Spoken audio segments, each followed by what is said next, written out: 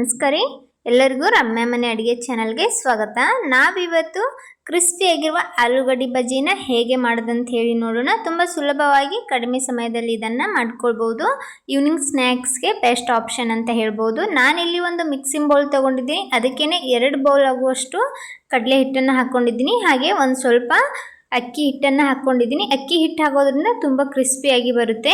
ಹಾಗೆ ಒಂದು ಸ್ವಲ್ಪ ಇಂಗನ್ನು ಹಾಕ್ಕೊಂಡು ಲಾಸ್ಟಲ್ಲಿ ಸ್ವಲ್ಪ ಕಟ್ ಮಾಡಿರುವಂಥ ಕೊತ್ತಂಬರಿನ ಹಾಕ್ಕೊಂಡು ಇವಾಗ ಇದನ್ನೊಮ್ಮೆ ಡ್ರೈ ಮಿಕ್ಸ್ ಮಾಡ್ಕೊಳ್ಳೋಣ.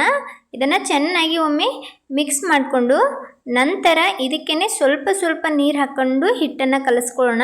ಒಮ್ಮೆಲೆ ನೀರು ಹಾಕ್ಲಕ್ಕೆ ಹೋಗಬೇಡಿ, ತುಂಬ ತೆಳುವಾಗಿ ಆದರೆ ಅಷ್ಟು ಚೆನ್ನಾಗಿ ಬರೋದಿಲ್ಲ ಪಕೋಡ. ಅದಕ್ಕೋಸ್ಕರ ಸ್ವಲ್ಪ ನೀರು ಹಾಕ್ಕೊಂಡು ಈ ಕನ್ಸಿಸ್ಟೆನ್ಸಿಯಲ್ಲಿ ಇದನ್ನು ಕಲಿಸಿಡಬೇಕಾಗುತ್ತೆ. ಇದನ್ನು ಈ ಥರ ಕಲಿಸ್ಕೊಂಡು ಸೈಡಲ್ಲಿ ಇಟ್ಕೊಳ್ಳೋಣ. ಈ ಕಡೆ ಒಂದು 3 ಆಲೂಗಡ್ಡೆನ ನಾನು ಸಿಪ್ಪೆ ತೆಗೆದುಬಿಟ್ಟು ನೀರಲ್ಲಿ ಹಾಕಿ ಇಟ್ಕೊಂಡಿದ್ದೀನಿ. ಆಲೂಗಡ್ಡೆ ಸಿಪ್ಪೆ ತೆಗೆದ ತಕ್ಷಣ ಅದನ್ನು ಕುಲ್ಲ ಇಡಕ್ಕೆ ಹೋಗಬೇಡಿ, ಈ ಥರ ನೀರಲ್ಲೇ ಹಾಕ್ಕೊಳ್ಳಿ, ಇಲ್ಲಾಂದ್ರೆ ಕಪ್ಪಾಗ್ತದೆ.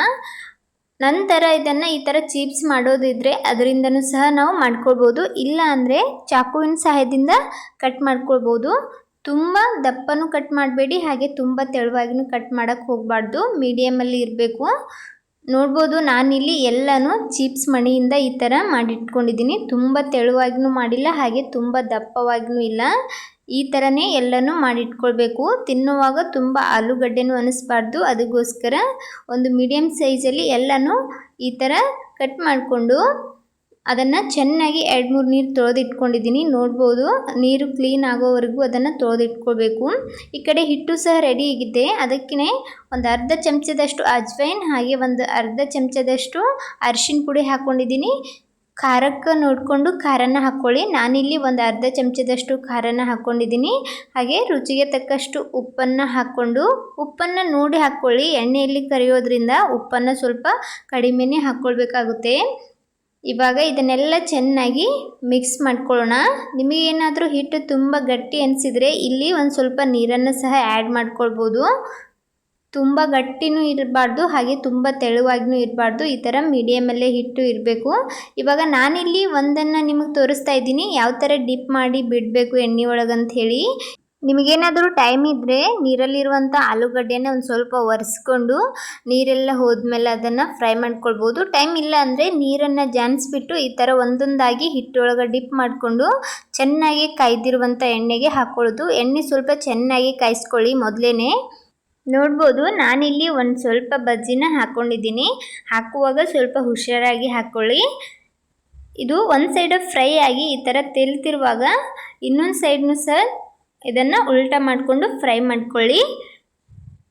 ಗ್ಯಾಸನ್ನು ಆದಷ್ಟು ಮೀಡಿಯಮ್ ಫ್ಲೇಮಲ್ಲಿ ಇಟ್ಕೊಂಡೇ ಇದನ್ನು ಫ್ರೈ ಮಾಡ್ಕೊಳ್ಬೇಕಾಗುತ್ತೆ. ತುಂಬ ಲೋ ಫ್ಲೇಮಲ್ಲೂ ಇಡಕ್ಕೆ ಹೋಗಬೇಡಿ. ಗ್ಯಾಸನ್ನ ಮೀಡಿಯಮ್ ಫ್ಲೇಮಲ್ಲಿ ಇಟ್ಕೊಂಡು 2 ಬದಿಯಲ್ಲಿ ಹೊಳ್ಳಾಡಿಸುತ್ತಾ ಇದನ್ನು ಫ್ರೈ ಮಾಡ್ಕೊಳ್ಬೇಕು.